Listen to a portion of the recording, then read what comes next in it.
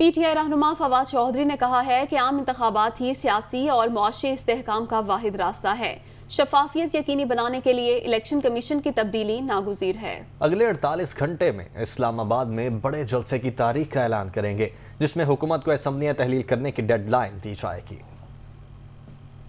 Election commission of Pakistan جو ہے اس کے اوپر کس قوم کے کسی شخص کو بھی اعتبار نہیں ہے، اسی لیے ہم چیف الیکشن کمشنر اور ممبران کے استعفے کا مطالبہ کر رہے ہیں اور اس الیکشن کمیشن کے زیر اہتمام انتخابات کو بالکل مسترد کریں گے، اور اسی لیے ہم یہ سمجھتے ہیں کہ الیکشن کمیشن کی جو تبدیلی ہے وہ ناگزیر ہے۔ سیاسی اور معاشی استحکام کے لیے واحد راستہ انتخابات کی طرف بڑھنا ہوگا، لیکن یوں لگتا ہے کہ موجودہ حکومت جو ہے وہ انتخابات کرانے کے اوپر بالکل تیار نہیں ہے۔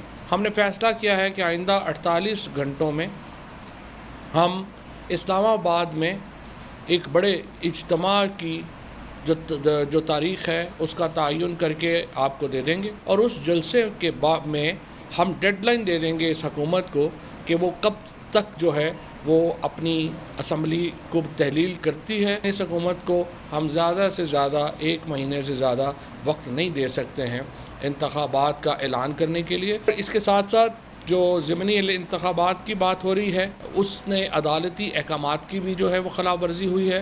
ہم عدالت میں ہیں اور عدالت میں ہم جا رہے ہیں کہ ہمارے تمام استعفے جو ہیں وہ منظور ہو چکے ہیں۔